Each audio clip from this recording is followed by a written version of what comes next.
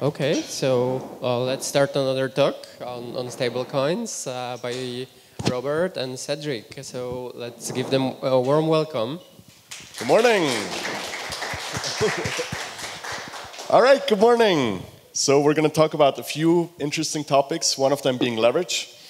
But before we dive in with the complicated stuff, quick intro. Robert and I have been working together on a few different projects in the past.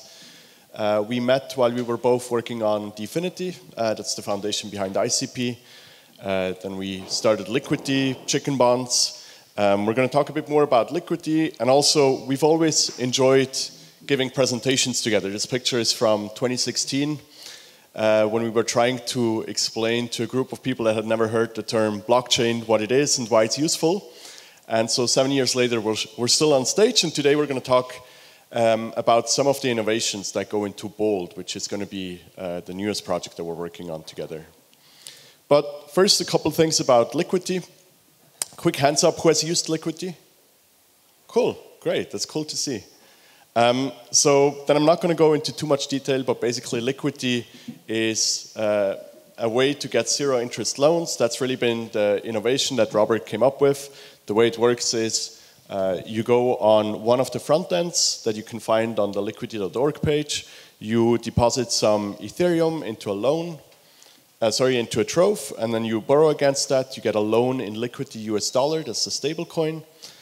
And instead of paying an interest every month or every year like you would do in traditional finance, Web3 makes it possible that you only pay a small fee and then you get to keep your loan for as long as you want. And the beauty of this is you can stay long your ETH if you're bullish on ETH prices long term, and at the same time you can take out a loan in the stablecoin that you can also convert into actual US dollars, and we've seen people buy houses and cars and finance part of their daily life while still remaining long ETH. Liquity's been doing pretty well. Of course, it's been turbulent times for us as well, but we just recently hit a new all-time high for open troves. You see the graph here, and there were just over 1,300 that were open a couple of weeks ago. So briefly, the three values that were kind of guiding us when we built Liquity. Number one is decentralization. That's something that's always been very close to Robert's heart. And not only do we only use decentralized technology, it's built on ETH mainnet, but also we decentralize the front ends. So the website that you saw before, liquity.org, is not actually where you can use the dApp. That's only a place where you can get info about Liquity. And then if you want to actually open a trove, take out a loan, you can go on any of these websites. What we did is we built a framework that people can use to run their own front end. Some, as you can see, like Liquity.app or CP0x, they pretty much use the default front end, but then there's also been a lot of other apps like DeFi Saver or InstaDApp that just used it to integrate Liquity into their existing dApp. The second guiding principle is that we wanted to build it in a very immutable and reliable way. You can go and check out the contracts. They were deployed in April 2021. And of course, you can not only verify that they haven't been changed since then, but that they also can't be changed. And then the third guiding principle, of course, since the app involves a stablecoin, is that it should be stable. And for the Liquity US dollar, LUSD, that meant remaining between $1 and $1.10. The reason why it's a band is because the incentives are structured so that it's between $1 and $1.10, so it's not exactly pegged to $1, but to that band, and that worked out. But at the same time, as you all know, like a stablecoin, the closer it's pegged to its real-life counterparty, in this case the US dollar, the better it be. And the reason why the stable value came as the third and not the first in that priority of principles that we used is that first and foremost, we wanted to make zero interest borrowing possible. So it was borrowing first and then stablecoin second. But since we've all seen that there's quite a bit of turbulence and challenges with stablecoins, even the ones that we deemed fairly safe in the last 12 months, the team sat down and we started thinking about how we could solve that last piece of the puzzle. Can we create a fully decentralized, scalable, but also stable stablecoin? And if you look at the stablecoin trilemma, I'm sure lots of you are familiar with these. You have the algorithmic stablecoins that are typically scalable and decentralized, but unfortunately haven't proven to be very stable in the past. You have the fiat-based ones that are scalable and stable, but of course, because they have that fiat reserve, they're not very decentralized. And then you have the decentralized and stable ones that so far haven't been very scalable, mostly because they depend on collateralized debt positions and people don't really want to take out a loan or be long a certain asset if markets are going down. We all kind of know how this went. DAI could probably now be put in the fiat-backed category. The algorithmic ones have mostly failed, unfortunately. So we thought a bit more about what can we do about this like third property that we're missing, the scalability in our stablecoin. How can we keep it decentralized and stable, but also add scalability to it? And the solution typically is that we want to add a way for people to mint a stablecoin, where they can give us 1 ETH and say ETH is worth $1,000 today, get or mint 1,000 stablecoins in return and go the other way as well. The challenge with this, why this has been hard for decentralized stablecoins, is that it requires a reserve, and that reserve needs to be managed, because now we've taken 1 ETH from you, we've given you $1,000.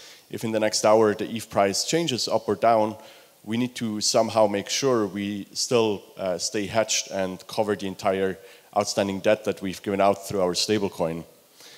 And the challenge why this has been hard and why other projects have failed so far is that hedging this reserve is costly. Hedging typically requires some sort of leverage. And if you're not familiar with what leverage is, quick example, basically it means you borrow money to make a financial investment because you think the cost that you pay to borrow that money is much smaller than the gain that you can get from the additional income or capital gains.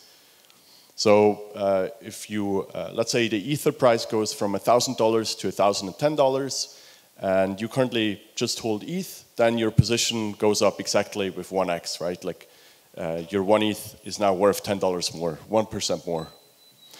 But if you own a leveraged ETH position, let's say with a 10x leverage, and that price change occurs, then already your price changes by 10%. So you now either have $1,100, or if the change goes the other direction, you only have $900 worth of ETH. So far, so good, but what can also happen if you take on a lot of leverage, in this case, if you had a leveraged ETH position that's leveraged by 100x, then if the price goes up, great, you've doubled your net worth, basically, or your asset value. But if it goes the other way, so only a 1% change down from $1,000 to $990 in ETH, your position is evaporated because you lose $1,000 with that leverage. So leverage is something that's pretty, it's interesting. A lot of people in the financial markets use it, but it can also, it has this side of not being linear and therefore sometimes just being a lot more riskier than holding the underlying asset. You could use Liquity, or when you use Liquity, what you essentially get is you get leverage, right? Because you go and you deposit your Ethereum, which you still can get back, you still own that position, but now you also take out a loan against it, so you have more assets now. You have the loan plus what's in your trove. And of course you could go and repeat this cycle. You could now use the Liquity US dollar loan that you've taken out to buy more ETH, and then you can go back and deposit that ETH in another trove and take out some more LUSD, turn that into ETH again, and so forth. And that's how you could leverage yourself in a decentralized manner using Liquity. There's also some tools like DeFi Saver that automated this, so you can go there and they will do this looping what this process is called, it's called looping. You can do that, and because the collateralization ratio on Liquity is at least 110%, theoretically you can get up to 11x of leverage. So there's different types of leverage, all with certain pros and cons. I'll quickly talk about the first two. So you can either go and borrow on the money market. The difference to what we just discussed with Liquity is that you would typically pay an interest rate, but the process is pretty much the same. And your leverage ratio is typically a bit smaller, 1 to 5x. And the risk, of course, is that you can get liquidated, meaning that if the price drops and your position evaporates or gets wiped out, then you lose your entire asset. We spoke about borrowing via a collateralized debt position now. You could use Liquity for that.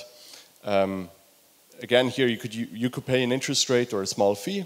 The leverage is typically a bit higher and the risk roughly remains the same. Of course, some of these tools have built in protections against liquidations. And then there's a couple more ways to get leverage as well. I'm not going to talk about them in detail.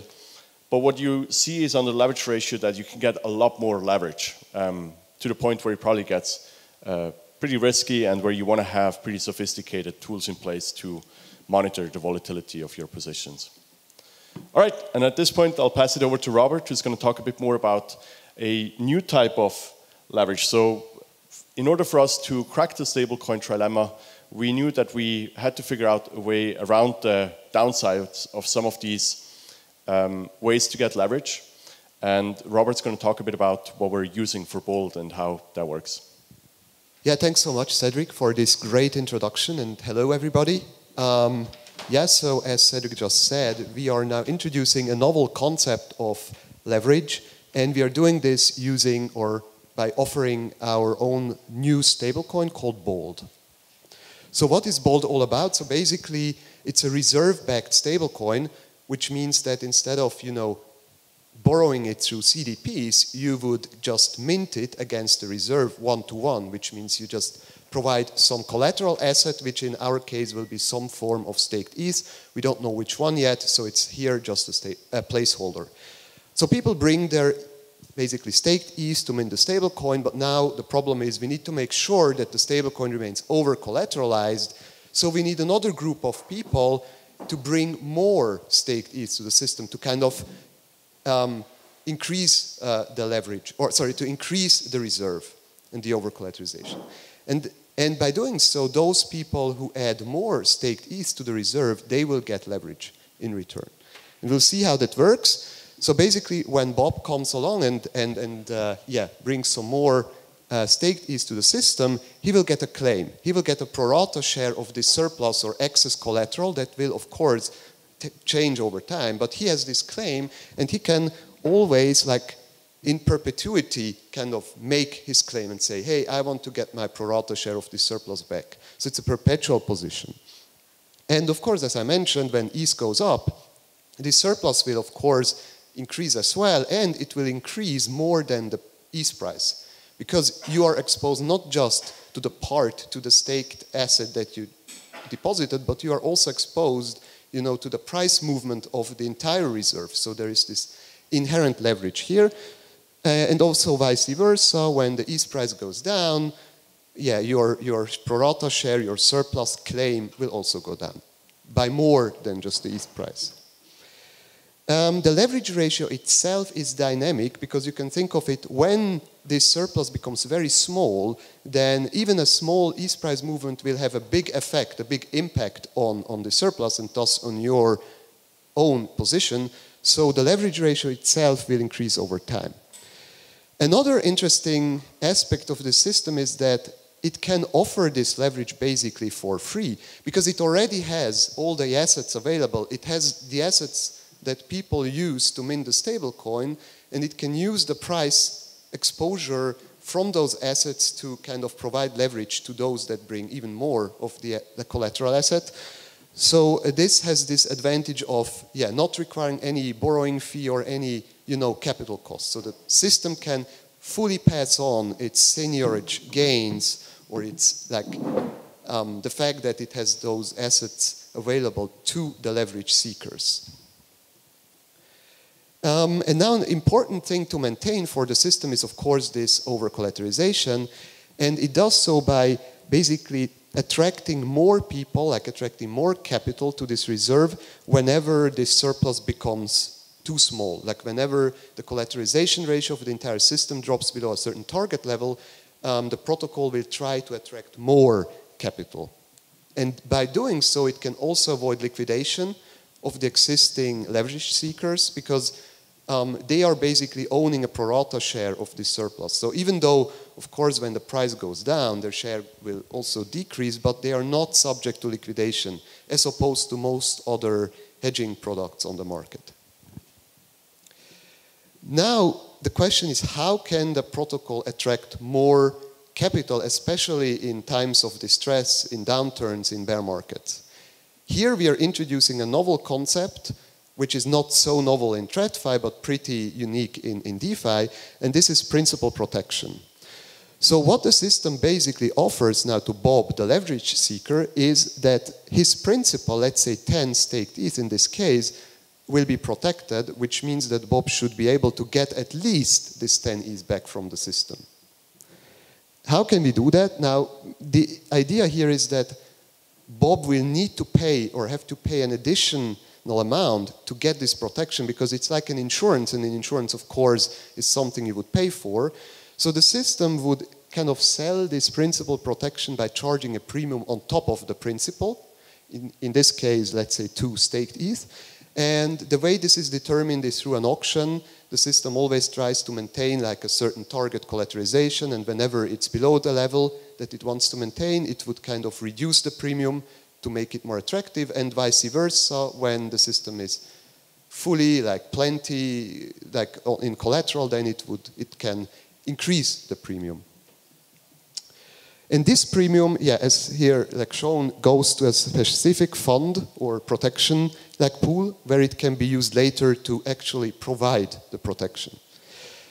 And now it's important to keep in mind that this premium that you pay is not a sunk cost. It's not something, it's not like a fee that you pay and it's gone, but it remains part of your investment. And we'll see what that means in a sec, because what it really means is that when you try to sell your position on the market, this protection should also be priced in. So it's not just your current claim on the surplus, but also this protection that people should price in when they buy such a position on the secondary market. And that's exactly what Bob can do. I mean, he can try, or he can sell his position to another person, Alice, and hopefully, or luckily in this case, he was able to even get a higher price. So here, because the markets, for example, went up, he could even sell his position for 13 staked ETH, making 1 ETH gain. And now Alice got the claim against the system. Of course, now when the markets go down, this becomes more difficult, because now Bob's claim has fallen. Now maybe it's only 5 staked ETH, his current claim of the surplus, because the surplus itself is smaller, but still he has this principal protection of 10. And now, if he tries to sell this position for 10 staked ETH, that's the minimum he wants to claim. That's what like the system really guarantees, that he should be able to get 10 staked ETH for this position no matter what. And when he tries to sell it, maybe nobody would come and buy it, because the markets are not very liquid at the moment.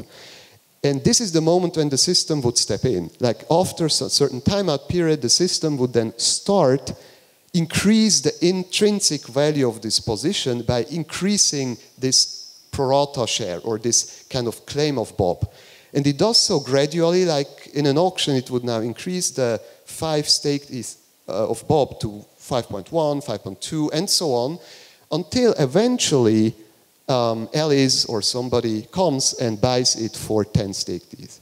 Because now the whole package of this 10 staked ETH principal and the 5.3 staked ETH core is worth enough, or worth a bit more than staked ETH, and that's the moment when Alice would buy it, because then it's a good value for her. And of course now Alice owns a larger claim against the system, larger than what Bob did, and the system even though it had to pay some subsidies, those subsidies are only a tiny fraction of the principal, and the subsidies stay within the system because it's basically just moving funds around. It's just moving funds from this protection pool or fund to the reserve surplus. So we are not really leaking, or the system is not leaking value, it's just repurposing value to make Bob's position become, so to say, worth more until it gets bought. And Bob kind of gets his principal. So yeah, what that means from a product perspective is that now we have an interesting leverage product which has an amplified upside, but like a capped downside, because here you see, even though it can go down, and it will go down kind of in an amplified manner, there is like this cutoff line where the principal protection would kick in and cap your losses. So it means the worst or the most that you can lose is the premium that you paid, but not more than that. And it's also interesting to look at how the intrinsic value and the fair value, like the kind of the estimated market value of such a position would behave. And here this is an example with like a bit made up numbers. Here you see the same position that Bob opened by investing 12 staked ETH for a principal of 10, which initially is the same as the claim. So when you open the position, your initial claim would equal your principal, like this 10, and then you have a premium on top, this 2 staked ETH. Now, if Ether goes up, let's say by 25%, you will see here that your position also goes up. Like, first of all, your claim goes up because now your claim will become higher than the principal that you paid. And interestingly, the premium will shrink. So it means that as the core, so as this claim and the principal of your position diverge or get like further apart, the principal would become smaller. But still, if you look at the end result, this 25% price increase results in a 37.5 increase of the total value of your investment. So you see this amplified upside here. Now, in the other case, when the ETH price goes down by 25%, you will see that your claim now becomes smaller than the initial principal. So in this scenario, you would not want to claim your surplus share because it's only 5, while your principal of 10 is still protected. But you see that even in this scenario, there could still be some premium on top. At least based on the market conditions, people should still be willing to pay more for this position than just the 10, because they would price in the possibility that the claim would eventually go up and exceed the principal. So it's like, you can think of it as like a bet on the upside and like a bond or something that protects like your initial investment. And if you kind of combine the two, there should be a premium in most cases. I mean, except those extreme situations where the premium completely vanishes. But here you also see the end result, like the total value went down by less than 25%. Like this total value is the value that you would get on the secondary market. So yeah, what does that mean now for your strategy as a holder of such a position? I mean, there are basically 3 different scenarios. One is the normal or most likely one. So you open the position and maybe Ether just moved a bit sidewards or a bit up or down, and eventually you want to get rid of your position because you need the money. Then what you would do is typically you would sell it on the secondary market at a premium. Like sell it for something which is more than its principal. But then there is also the happy path where the ETH price goes up a lot, which means that your claim, like your surplus, will surge. And that's also the case when eventually the premium would kind of vanish or completely go down to 0. And that's the moment when you would optimally want to claim your surplus. And then there is the not so happy path when the ETH price plummets.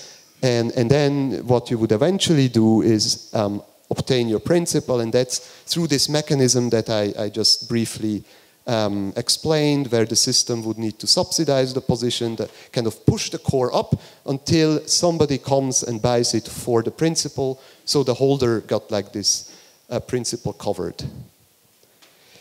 Yeah, I mean, if we want to put this a bit into context with existing systems, I think it's a pretty unique value proposition because it means really a capped downside. It's not just, you know, as with, let's say, a curve USD, a soft liquidation or a dampened downside that you would usually have, let's say, when using a power perpetual. But it's really like a relatively hard cutoff. Like you know exactly what your maximum loss is in terms of staked ETH. Like the principal protection is guaranteed in terms or in units of staked ETH rather than US dollars. That's maybe important to keep in mind. And the cool part is that there is no fee, there is no capital cost. You don't need to pay anything, no hedging or no, you know, funding rate to keep this position open, and you can keep it open perpetually. So it's yeah, it's basically free leverage with this principal protection on top. And it can be tokenized as an NFT, so you can sell it on the built-in secondary market that is offered by basically our protocol. To put everything together, I mean, we have this reserve, yeah, with its asset and liability side. And what we can now kind of get out of it are three products, if you want. One is the stablecoin, which is now, as Cedric like initially explained, now scalable, stable, and still decentralized. And then we have this very interesting leverage product to keep it over collateralized. And if we want to like provide even more, we could also provide CDP-based borrowing. But that's something we are kind of currently still discussing whether we want to offer it or not. It has pros and cons, but here you see the three products with all their like, you know, benefits over existing services. So I guess this gives you a bit of an overview what we can achieve with this novel reserve-based system. Yeah, that's it from my end, or from our end. I think if you have questions, I'm happy to, or we are happy to take them. We'll have time for one question only, so I don't know, guys, maybe here. So where's the protocol revenue coming from? Yeah, that's a great question. So this protection fund, for example, it can become quite large. So based on, you know, or depending on the ETH price, as people open more and more positions and they will eventually close those positions without needing principal protection, it means that the protection fund would kind of acquire more and more funds, and eventually there is a situation where you can probably kind of cut off some part of it, like maybe like make a gain that's not needed now for the protocol, because now it has made like it has plenty of funds in this pool. So that's one way of making gains. Okay, let's do one more. Is there a situation there is a market failure where your subsidies are not enough to compensate? Yeah, I mean that's the risk that we are currently modeling. Like, how would this protection fund behave? I mean, in let's say in bear markets and flash crashes. So would it still be sufficient to cover all the subsidies? I mean, the first results look promising, but it's still an ongoing research. So we want to make sure that we optimize this subsidy mechanism to the extent possible. So what's the plan for bootstrapping the system? Good question. I mean, probably we need to start with some excess collateral. Like before people can even start minting the stablecoin, you need to kind of prepare it or pre-fund it with some leverage positions so that you have this buffer to start with, and then a bit later the stablecoin can start and people can mint the stablecoin. But the idea is that people would kind of line up a bit in advance because they know when the stablecoin is activated, they would get this free leverage. And maybe because you said the idea is, I mean, we're planning to launch this in about a year from now. And we're actively working with all kinds of market participants to make sure there's enough liquidity from the get-go. Liquidity as the actual game players. Awesome. So great. Thank you very much, Robert and Cedric. It was a pleasure.